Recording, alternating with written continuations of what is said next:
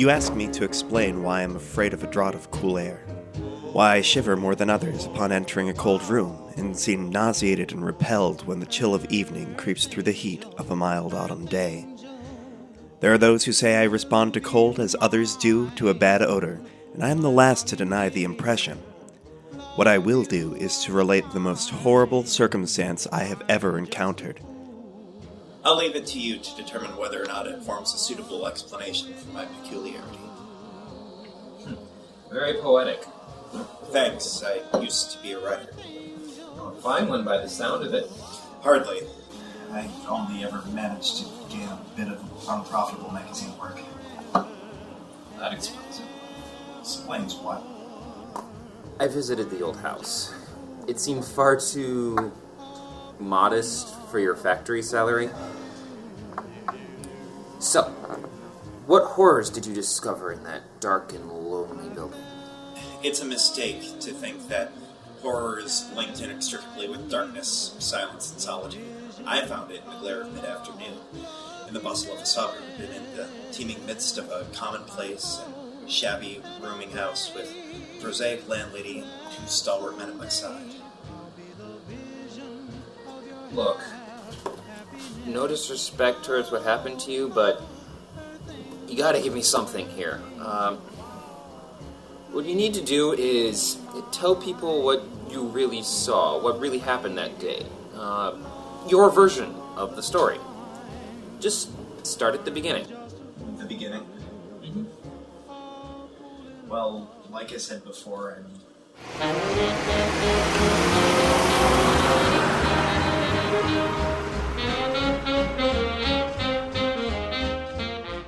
As I mentioned, my employment was inconsistent at best, and as I was unable to pay any substantial rent, I began drifting from one cheap boarding establishment to another. I was in search of a room that might combine the qualities of decent cleanliness, endurable furnishings, and a very reasonable price. After a time, I came upon a house in Kingsport which disgusted me much less than the others I had sampled. The floors were clean, the linen tolerably regular, and the hot water not too often cold or turned off, so I came to regard it at least as a bearable place to hibernate until one day I might really live again. I had been there about 3 weeks when the first odd incident occurred.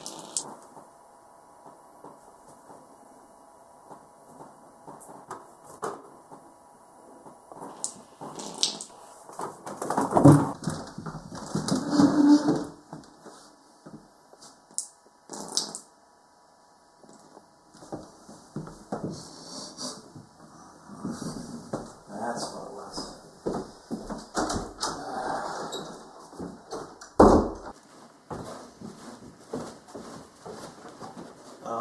Excuse me? What is it? There is ammonia leaking from my room from the ceiling. Dr. Muñoz. What? He must have spilled his chemicals. He's so sick himself, sicker and sicker all the time, but he won't have any other help.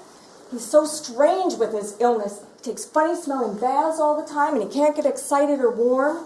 He does all of his own housework. He's got bottles and machines all over his room, but he doesn't work as a doctor.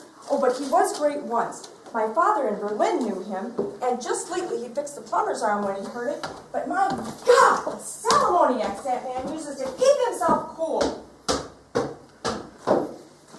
You didn't follow her? Follow her? Yes. I thought she introduced you to Dr. Muñoz. No, I had no reason to follow her then. But you must have been curious. Sure, I wondered what the man's strange affliction was, and whether or not his obstinate refusal of outside help were not some part of a baseless eccentricity.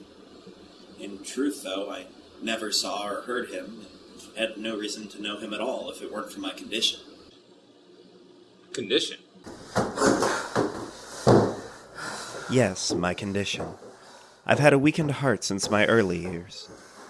I was seized suddenly one afternoon by a heart attack, and physicians had told me of the danger of those spells, so I knew there was no time to be lost. Remembering what the landlady had said about the doctor's help of the injured workman, I dragged myself upstairs and knocked feebly at the door above mine. Help me in my heart. It's, Come inside. Quickly! This is no time to hesitate.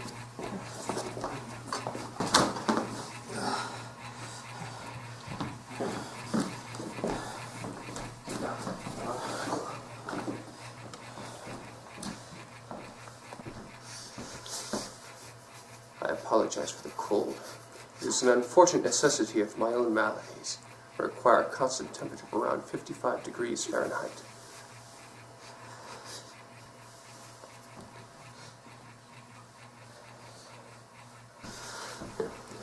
Chew this and swallow.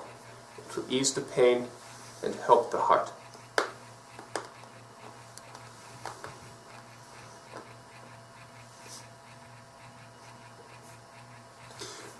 I detect an abnormal rhythm in your heartbeat.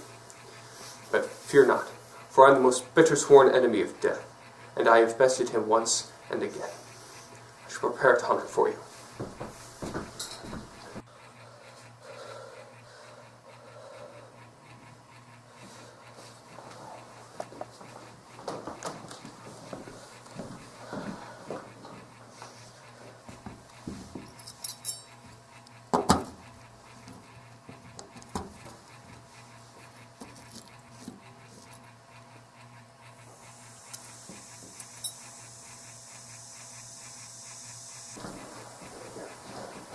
Drink this.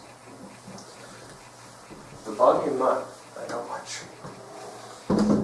Take your ailment first.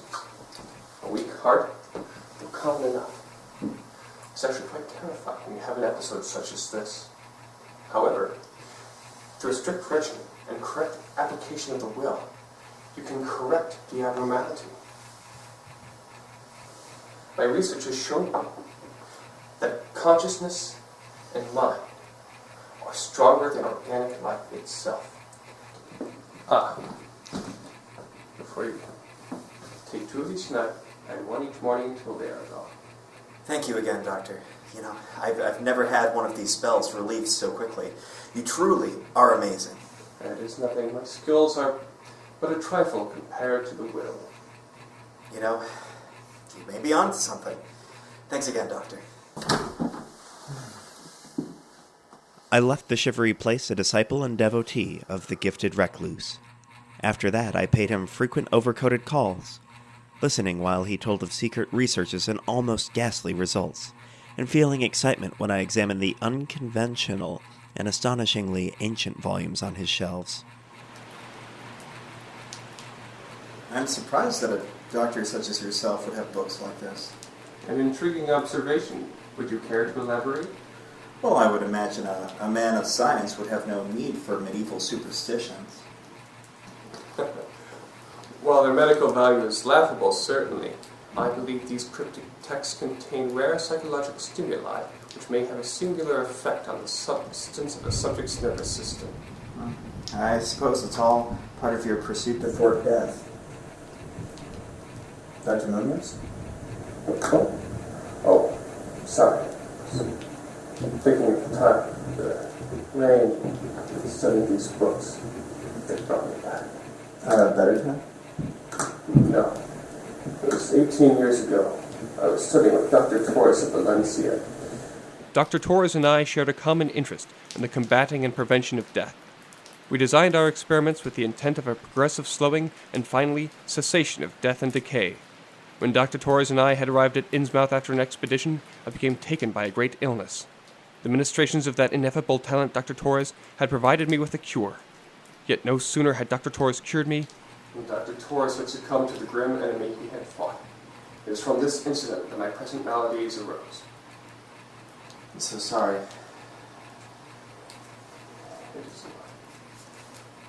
Who's this Herbert West? West. That is a work which no minister of modern medicine should ever touch. Cannot bear to look at it.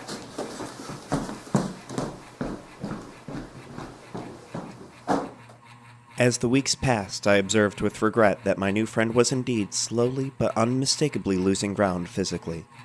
Of this sad change he seemed by no means unaware. He developed strange caprices, acquiring a fondness for exotic spices and Egyptian incense until his room smelled like the vault of a sepulchred pharaoh in the Valley of Kings. At the same time, his demands for cold air increased, and with my aid he amplified the ammonia piping of his room, and modified his refrigerating machine till he could keep the temperature as low as 34 degrees or 30 degrees, and finally even 28 degrees. A growing kind of horror seemed to possess him.